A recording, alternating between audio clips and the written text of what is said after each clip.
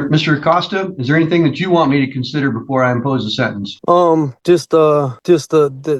I might, I'm not detesting anything, but I did voluntarily get out the vehicle. I just was asked several times before I did it, and I went right down to the ground with them and told them I wasn't resisting. They said thank you for not resisting. So actually, they didn't have to pull me out. They just had to. They told me they're gonna break my window or get out, and I said I got right out. So tell me what you learned. Well, I did write something so far, and if I could read it, maybe that'll help you see what I've learned. Certainly. Okay, I started off because I didn't know the officers' names, and there were several of them there. So I was going to say to the officers of the Michigan State Police Department, I said, I want to start off by saying how deeply and sincerely and devastating sorry for this blatant mistake I made. I want to apologize for the stupidity I displayed by assuming some Facebook post could have convinced me that I have the right to travel. I want to acknowledge that I was idiotic to even question my rights, fully knowing that my license was not valid in the first place, making me automatically guilty of a crime. I have learned my lesson and am thankful to the agency and both of you for being so merciful and blessing me with the chance to rectify the situation without losing my freedom. I'm sincerely disappointed in my actions and not fully submitting and possibly making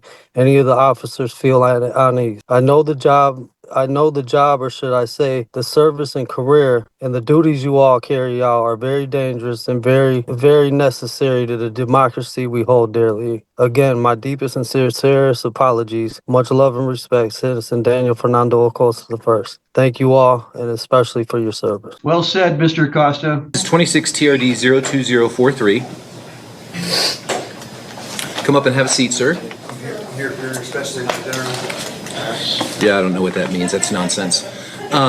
Okay, so here's the deal. The defendant's present in the courtroom today without counsel. Ms. Yeager's here on behalf of the state of Ohio. The last time we were here, the court granted the state's motion to continue over the defendant's objection, and we're scheduled for a trial today. Now, I do have, and this was filed at 10:28 this morning, what appears to be a demand for discovery. Specifically, it reads as follows.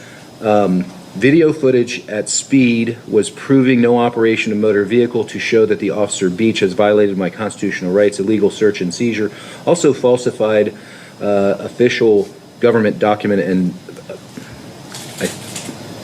and perjury. Okay, so obviously you just filed this today, and I'm assuming you didn't even know it was filed until I just read it, right? Your Honor, I saw it when he walked in, and I think he said something like it goes with his flash drive that he provided. Do you already have that do you have the body cam footage that you're talking about? He has not requested discovery from the state. Okay, until this document. That wasn't a request for discovery. I was just submitting evidence, just video evidence. That's all it was. Do you have video that you want to play at the trial? This is the trial, right? This is your trial. Yeah. Or are you saying I put a motion in to submit evidence. Here's a video of the submitted evidence of the Speedway, when me and the Speedway at the time. Okay. Supposedly operating a motor vehicle. Okay, so you have video that you want to play that was not generated by the officers, correct? This was generated by the place of. But you got camera footage from Speedway? Yeah, this is it. Okay, you just went to the store and said, hey, can I get a copy of your video footage from that day? Yeah, the lady, the manager working there, the woman who works there, she has a right to either, like if there's a vehicle on the property, she has a right to tell, hey, that vehicle has to get off the property, you know? Sure. So, and she has a right to give the video footage out too. So I asked her, hey, do you mind if I get the video footage of that night? And she said, yeah, I don't mind. Okay, so that's what you have? Yes. Okay, so as far as the body cam from the officer that was involved, you don't have that, right? That I don't really need that. I just have the video footage. This is what I needed. Me inside the store at the time of the supposed alleged offense that didn't take place. Okay, well, so you're saying that basically what you filed this morning, you don't need that anymore? No, that's a motion to file for this right here. A motion to submit this video. Motion to submit evidence is how it's titled. Okay, so it's not a discovery demand. So, are you ready to go for your trial today? I was just ready to take care of this. Like, am I allowed to?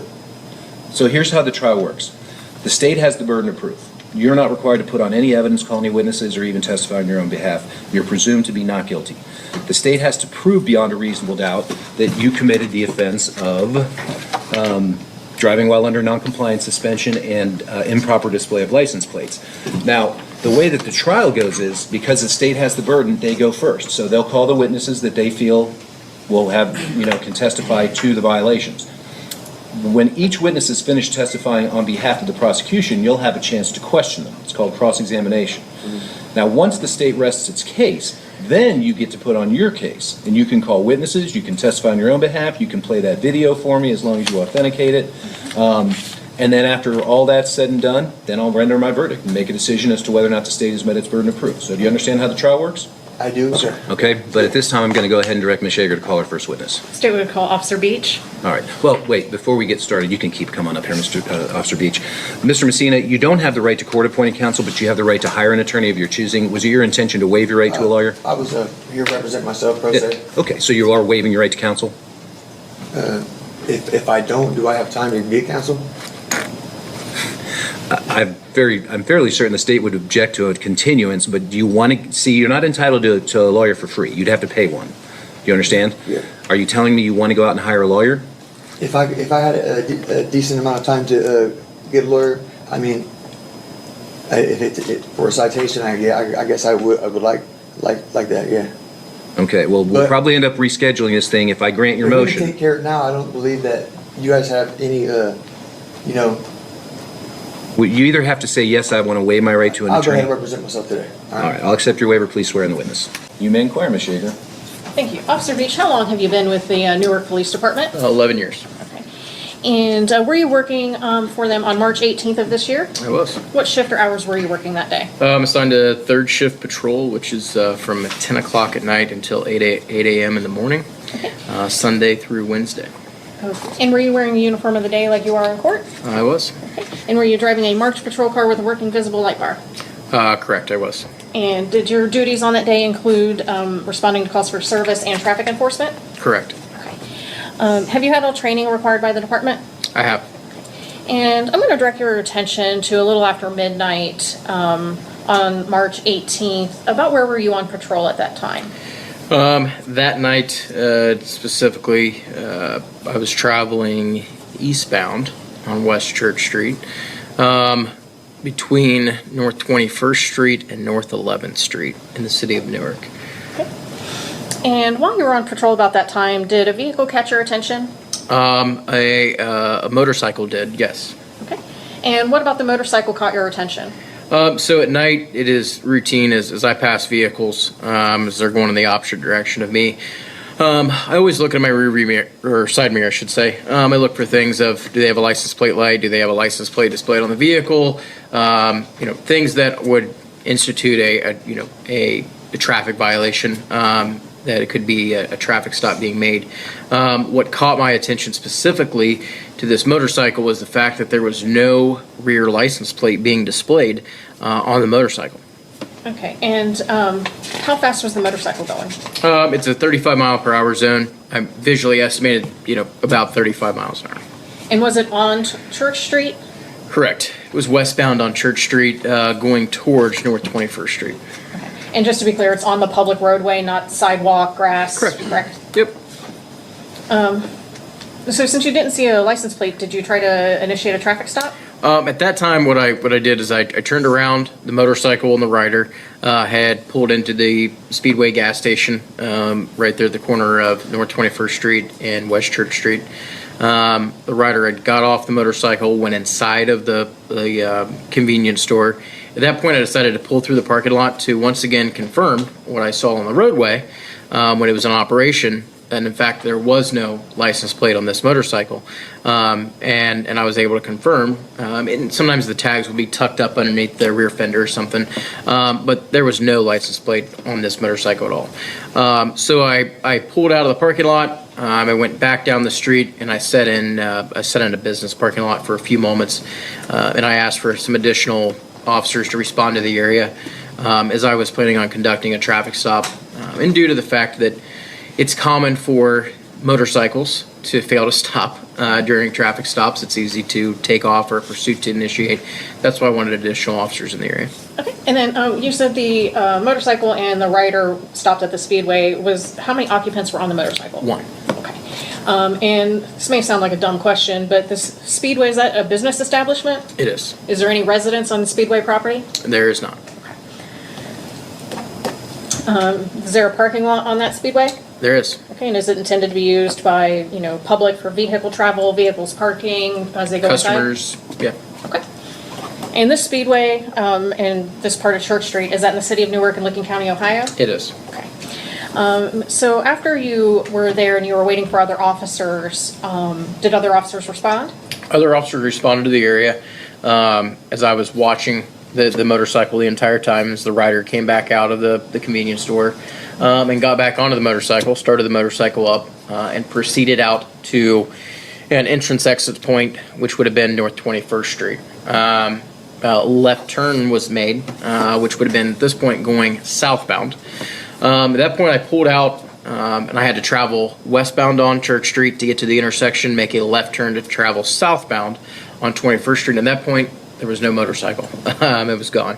My window was down, so what had caught me off guard was the fact that I didn't hear a heavy acceleration, something of that matter, and so I continued southbound on 21st to see if at the top of the hill to see if it was going towards West Main Street or if it had cut down another side road, and I have not seen this motorcycle anywhere. So at that point, I radioed Officer Garber, who was in the area, to check the speedway. As I was not seeing this motorcycle. A few moments later, Officer Garver advised that he had located the motorcycle back behind the building, and it was not occupied at that point in time. Did you return to the speedway? I did. And did you again view the motorcycle at this point? Yes, it was the same motorcycle that I'd seen previously on Church Street, operating on public right-of-way. It was the same motorcycle that I'd seen in the parking lot. It's the same motorcycle that pulled behind the building and now is not occupied. Okay, and does it still have no license plate? Still no license plate. Okay.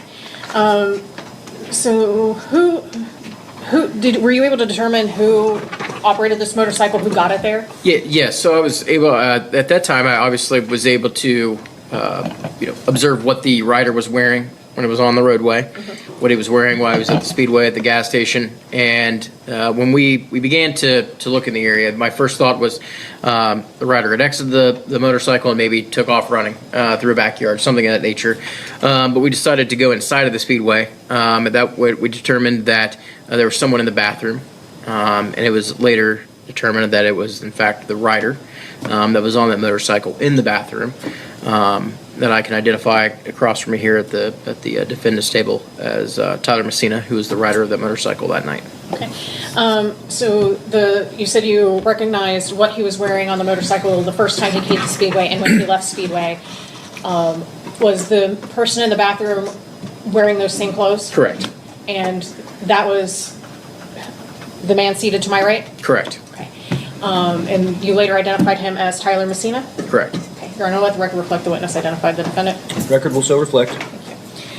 So based on your observations, did you speak with Mr. Messina about why you were approaching him about this motorcycle not having a plate?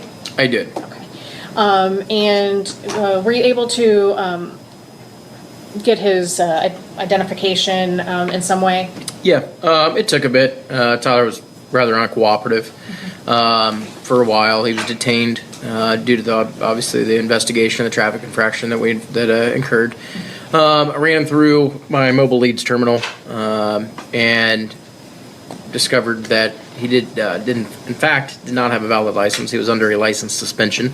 He does not have a motorcycle endorsement to be operating a motorcycle on a public roadway, and of course the fact that the motorcycle did not display a license plate. Okay. So you said you're in your mobile units, that's in your cruiser? Correct. And that pulls up a driver record for whatever suspect you put their information in, correct? Correct. And whenever you submit any citations or anything to the court, do you also submit the record as you viewed it that day? Yes, it's so the record that is viewed in our car.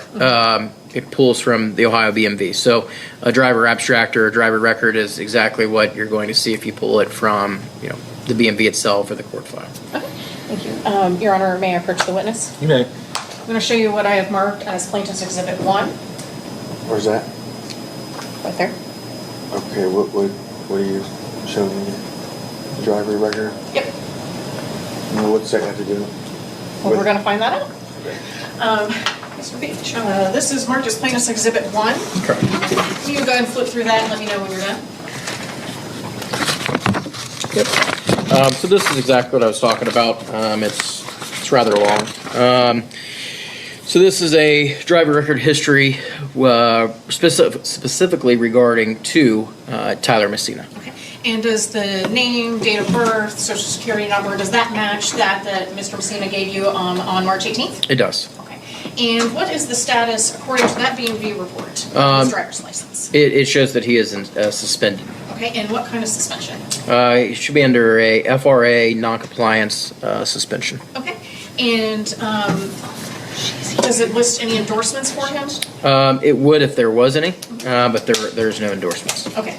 And then if you look under, I believe I highlighted in the first one that says a non-compliance suspension. Correct. What are the FRA dates that are listed? It was recorded on 11/13 of 2023, and that is from 12/22 of 23 until 12/22 of 2028. So with this being 2026, it's still a valid suspension. Okay, so he would need an SR 22? Correct. Okay. And does it say next to that suspended or does it say compliance? It says non-compliance. Okay. Thank you. And is this a true and accurate depiction of the driver record that you saw that night? Looks nearly the same. Absent the sticker and highlights, yeah, identical. obviously. Yeah. May I say something? Do you have an objection, or do you have a question? Well, I have objection, a few of them, but the main ones are well, it's nearly the same. Well, what's nearly the same about it? And what's That's going to be part of your cross-examination when you have your opportunity to question the witness. Ms. Yeager, you may continue. Was the only thing that you saw different the highlights and the exhibit sticker? Yes. Were there any other differences that you noted? No. I mean, driving history is exactly the same that it would be on leads than it is on that B&B driver abstract. Thank you. Did you ultimately issue a citation to Mr. Messina? I did. Okay, and what did you cite him for? I cited him for three things. One would be the FRA non-compliance suspension. The second would have been the operating a motorcycle or vehicle without a motorcycle endorsement. The third would have been operating a motor vehicle without license plate. Nothing further at this time for Officer Beach. Okay, so now, Mr. Messina, it's your turn to ask the witness questions. Now, it doesn't take the form of you telling him what you say happened. It takes the form of you asking him questions, because you'll be able to testify on your own later on. But what questions do you have for Officer Beach? Officer Beach, how you doing? Good. A couple of questions for you. Okay. So when you were traveling eastbound on West Main Street, Correct. You said you had seen a man. West on a Church bike. Street? West Church Street. Yeah. You seen a man on a bike. Motorcycle. Okay. All right. Now, what time was that? Approximately around midnight. Midnight. And was this man committing any type of traffic offense? He was. Now, so when you passed him, he was coming towards you, and you seen him commit an offense. Correct, I did. Now, what was that? He was operating a motor vehicle without a license plate. Okay. Now it was dark that night, right? Correct. And you're going about 35, Roughly. and say he's going about 35, right? Mm-hmm. And so you just seen a normal driver coming down the road, and you just said, "Hey." You glanced over and said, "Oh, there's no license plate." And being that it's late, you didn't just think that. Maybe you just had it, overlooked it, or you for sure seen that. Absolutely. I mean, the fact that I turned around to make sure what I seen the first time was accurate. That's why I pulled back into the parking lot of the Speedway to confirm that, in fact, what I seen on the roadway was true. Now, was this man verifiable? Like you knew and seen who this person was? Considering he was the only one on the motorcycle, yes. Okay, and what time did you pull back into the speedway to do your check, you said? This was all sequential to when I passed the motorcycle on West Church Street. Yeah, but did you, like, your catalog says that at 17:51, so that'd be 12:17, 51 seconds, Correct. that you had called in for a white male with Carhartt 6 foot tall. So being that you said he's 6 foot tall, and how did you know his height? And how could you visual his height, being that he was on a motorcycle supposedly? The fact that he had got off the motorcycle and walked into the convenience store and walked back out. It was an approximate height, just like the citation that states that approximately at 0015, so it's an approximate time. So where was you sitting at when you seen this man enter and leave? I was actually sitting to the east of the speedway. I was in a Edward Jones parking lot, Now, where's that at? to the east of the location. So is it like across to the east, or is it directly next to it, or? Directly in line with the parking lot. All right, now, that's an automotive sales place? No, Edward Jones is a financial investment. Financial investment. Yeah. No, okay, well, your statement of facts says that it was about 12:15 when you witnessed this, and I just don't know what the time gap was. In between that, I didn't know what was going on in between that time gap there. It says approximately, and what was going on during that time gap was I was observing you walking in and out of the convenience store and getting back on the motorcycle and operating it.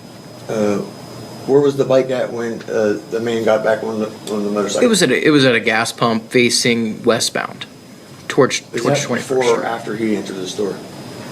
Well, you parked the motorcycle facing westbound and got off the motorcycle and walked into the convenience store, and it stayed in that spot until you got back onto the motorcycle, started it up, and pulled away. All right. Well, when did your officer Garber, is it Taylor Officer Garber. Garber? When did he initiate that he had found a motorcycle? He advised that he located your motorcycle within a minute, not even that, of you leaving the gas station and pulling back behind the backside of it. I thought you was behind the man on the motorcycle as he left, and you were pursuing him down 21st Street. There was no pursuit. Of the You said motorcycle. that you followed a man on a motorcycle. Correct. I And pulled if that's true, then how could the motorcycle be parked behind the gas station at the same time you're traveling to pursue this alleged operation of a motor vehicle? If you look at my statement, it states that I believe, I'm just going off of recollection here, that I had lost sight of the motorcycle as it pulled onto 21st Street. As I just stated in my testimony, I didn't feel that it was plausible that the motorcycle could have gotten that far due to when I pulled out to where I was. That's why I had Officer Garber check the location of the speedway and located the motorcycle Now, there. did you take a left or a right when you came out of Speedway? Oh, when I came out, I didn't pull in the speedway parking lot. When you came out of it, not pulling in. When I you came followed- out, Yeah. okay, When you I would have made a followed- left from West Church Street onto North 21st Street, traveling southbound in the direction that I observed the motorcycle. From Speedway? Correct. Okay, well, you told me earlier that you was in a financial institution's parking lot. Correct. So which one is it? Objection, Your Honor. He clearly stated he was never in the Speedway parking lot. You'll have redirect. Objection will be overruled. Well, if he said that he was... Can you just restate your question? I think he was confused by your question. Which way did you take, a left or a right, when you came out of Speedway parking lot? I was not in the speedway parking lot. Okay. So just making sure you know what you're saying. So if you weren't in the Speedway parking lot, right? Correct. You, about how long, how far away would you say that your car was sitting from the Speedway? Approximately 300 feet. 300 feet. Now, that's a good distance. Is there anything in the way your line of fire to see? In my view, Yeah. no, there's no obstructions. It was a clear view from where I was sitting to where your motorcycle was sitting in the underneath the canopy of the gas station. So there's pretty much a clean straight shot to see this vehicle riding, right? There, till all of a sudden just disappeared.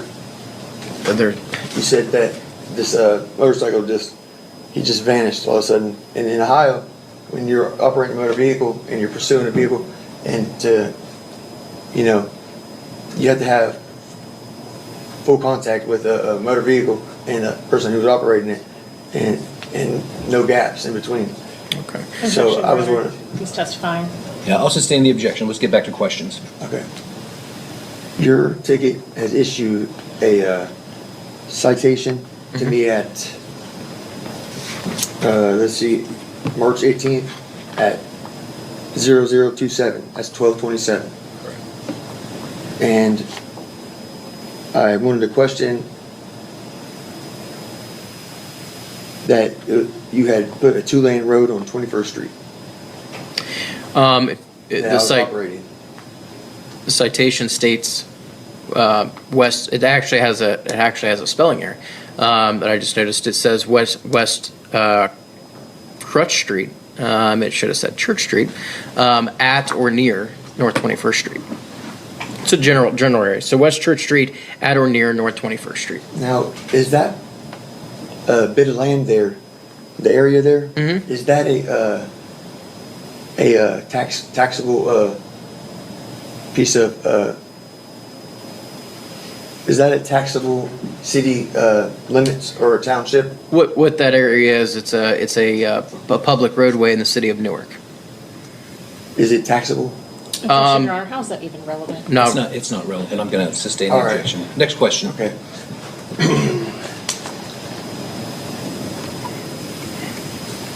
All right.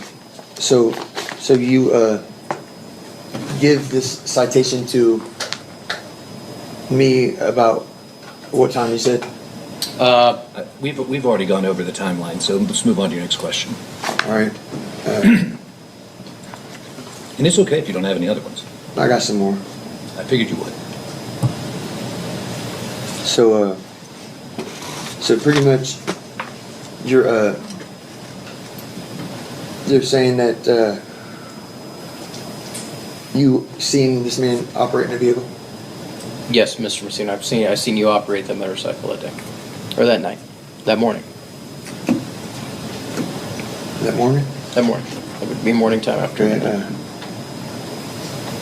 All right. Well, I guess, Your Honor, I'm gonna be done with my questions because I feel like You don't even have to tell me why you're done with your That- questions. You can that's just tell me fine. that you're finished.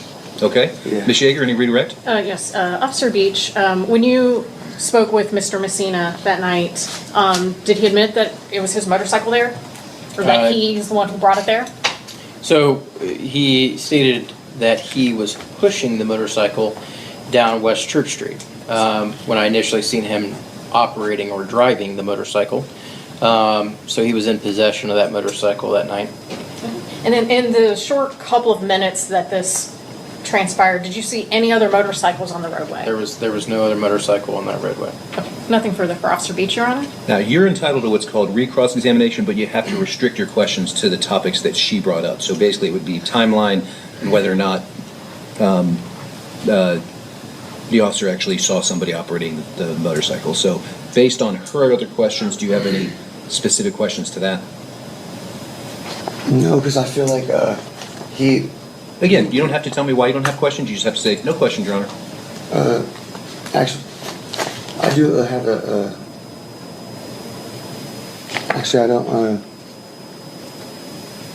I really don't have any more questions because Okay, and again, you don't have to tell me why. Do you have any questions for this officer? can I make an objection? What's your objection? Well, my objection is that their stories are not matching up to what they're trying to say, their narrative to this. Okay, so that would not be the basis of an objection, but rather the subject to cross-examination as well as your own testimony. So you can ask the officer questions that you think are relevant to his testimony and what he just said when he was asked the questions by the prosecutor. But again, you'll have the opportunity to give your side of things later. If that, when you ask questions like that, what, is there being a mark to where they're not being real transparent? Well, I mean, you'll ask the questions, they'll give their answers. If you don't like their answers, then you can further inquire.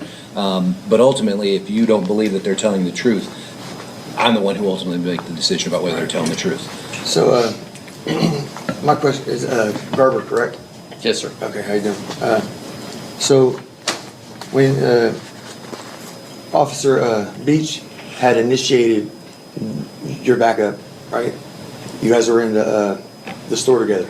Mm-hmm. Okay. Why does he need to get a hold of you in the store with radio for backup when you're already present? He did not radio me when we were in the store together, All right. So when you guys were in the store together, where was I? in the bathroom. And was this before or after you guys had stopped me? Supposedly. Before or after we stopped what? You guys allegedly stopped me on 21st Street. Was this before or after? This was before. We did not stop you on 21st Street. Well, there it is. Any other questions? No. All right, any redirect? No, Your Honor. Officer Garber, you may step down. Thank you very much, sir. Any additional witnesses on behalf of the state? No, Your Honor. The state would seek to admit Plaintiff's Exhibit 1, and then the state would rest. Okay, records reflect the defendant assented. Ms. Yeager, any argument? Yes, Your Honor. The state believes it has proved beyond a reasonable doubt that on the date in question in the city of Newark and Lincoln County, Ohio, Mr. Messina operated a motorcycle on a public roadway. Officer Beach testified that he saw this motorcycle driving down Church Street at approximately the posted speed limit of 35 miles an hour. He watched a person walk into the speedway from the pump inside and back to the pump, noted what they were wearing, had confirmed already that his initial observation about the no license plate was indeed correct, and he watched the operator pull away. When he went to go after this person to initiate a traffic stop, he lost sight of the motorcycle. He testified that he did not hear a loud acceleration or anything that a motorcycle would make if it was pulling away at a high rate of speed, and radioed to see, hey, can you check the speedway? And Officer Garber located that motorcycle within a minute. And when they located the person who had the motorcycle, he was wearing the same thing that Officer Beach saw from the person who parked at the speedway pump, go inside and come back out. When they approached him, they later identified him as Mr. Messina. In running his information, he did not have a valid license. There was still no plate on the motorcycle, and he still had no motorcycle endorsement. When they inquired about the motorcycle with him, he had said he pushed it. However, I'm unaware of anything in the universe that would allow someone to push a motorcycle at 35 miles an hour down the public roadway, not to mention that's still moving it. So, Your Honor, we would ask for a finding of guilt to all three charges today. All right, now, Mr. Messina, you can't bring up things that weren't testified to by the officers or anything other than the exhibit that was entered into evidence, because at this point, the only evidence the court is going to consider is the testimony and the exhibits. But you get to comment on why you believe the state has failed to meet its burden or why I shouldn't believe certain testimony. So what do you want to say before I make a decision? What she said was that the officer had lost sight of the guy, right, that was operating. So they didn't have full sight of this man that was supposedly allegedly riding and operating a motor vehicle. Because at the time of operation, they said it was on 21st Street when he had issued a citation. But they contradict themselves by saying that they issued the citation in the parking lot. So that to me is, well, fruit of the poisonous tree, because it's the contradiction from what she just said, and it's also it's not consistent. The story's not consistent, and they had not kept operation on and eyes on the individual to know whether or not that was them, and if it was them, why didn't they hit their license plate or their sirens, to initiate a stop like procedure would say, and therefore I feel that the state does not have any proof of operation. If they initiated and pulled him out of the speedway, right, and gave him a citation, he wasn't operating a motor vehicle. He was in a store as a citizen. All right. Well, thank you very much, Mr. Messina. I appreciate your argument. So I think the court may have heard the testimony a little bit differently from the defendant. I could tell a distinct, comprehensive narrative. Beach basically was going eastbound on Church Street, passed a motorcycle, looked in his side view, said, hey, that thing doesn't have a license plate, I don't think. Turned around, decided to investigate further, ultimately got up close and personal with it, verified that it didn't have a license plate, and he testified that the individual that they arrested, which was Mr. Messina, was dressed identically to the person who had been operating the motorcycle. There's nothing in the law that says the officers have to have continuous visual contact with the subject. It's important, don't get me wrong. I found somebody not guilty years ago of speeding because it was like, I don't know, it was dark and it was 16 and the officer had to go all the way out to the turnaround at River Road, and in the meantime several cars had gone by and the court just didn't find it credible that they knew he couldn't identify what color the car was. So that's one thing. This one was pretty cut and dry. They saw the motorcycle, they saw the person who was driving it. They ultimately located that individual in the bathroom of the Speedway, identified them as you, and after checking the motorcycle itself for a license plate and the driving records from the Bureau of Motor Vehicles and verifying that there was an active suspension as well as no motorcycle endorsement, they issued their citation. A lot of what the defense is focusing on, I think, are details that, there are small discrepancies in almost every case. But I do feel that the state has met its burden here. Now, in a minute, I'm going to explain to you how you can appeal my verdict of guilty and any sentence that I impose. But for now, you have a right to comment on sentencing, not guilt or innocence. I know you disagree with my decision there. That's what the Court of Appeals is for. But as it relates to the sentence, is there anything you want to say? Like, well, Judge, take it easy on me. I don't have any money. Or, hey, I don't know what you do. I'm loaded. I appeared on my arraignment. I appeared here, and you asked me if I would plead guilty or not guilty, and I said not guilty. And you said, well, it's not a jailable offense. Right. Right. And also, the FRA suspension. Mm-hmm. Now, where's the FRA suspension financial responsibility coming from? I don't know. You'd have to check with the BMV about that. Ms. Yeager, did the state wish to be heard regarding sentencing? Your Honor, we would defer to the court's wisdom today. Okay. All right. Okay. Are you employed? No. Okay. Do you receive disability benefits? Yeah. Okay. What'd you do before you got hurt? I was working at Tree Service, a manual climber. What was the name of it? I can't, it's German, I can't pronounce it. Asplund? Something like that, yeah. Okay. I don't know if that's how you spell it. I think it is. Or say it. Asplunda, or something like that. Yeah. Something like that. Okay, so here's what we're going to do today, Mr. Messina. On the FRA suspension of $200 fine and costs, $100 on the no license or motorcycle endorsement, $25 on the plates. Now, as I mentioned, you have the right to appeal my verdicts finding you guilty, as well as these fines and costs that I've just imposed. You have a right to file a notice of appeal within 30 days of today's date. You have a right to pay for a transcript of our hearing today and any other relevant hearings. And you also have the right to hire an attorney to represent you during your appeal. But for the same reason you weren't entitled to free counsel here at this level, you're not entitled to free counsel on the appeal. If you decide you want to take it up, I would strongly recommend that you consult with an attorney, if not hire one. It's a much more difficult and detailed and exacting process. I was able to understand your arguments and everything else that you were making, but the Court of Appeals, who knows? Do you have any other questions today? I can't just make one more statement. Well, I was going to say, do you have? Yeah, so I don't see how I could be charged with this, being that... Well, at this point, I tell you what, let me cut you off because I know that we've got other cases we've got to take care of. If you still have issues, the Court of Appeals is where you want to go. Anything further, Ms. Yeager? No, Your Honor. All right, very well. That'll be all. All right. Good luck to you, Mr. Messina. Thank you. Have a good day. I winged it a little bit, but I tried. That's why we're here. Everybody gets their day in court. All right, go.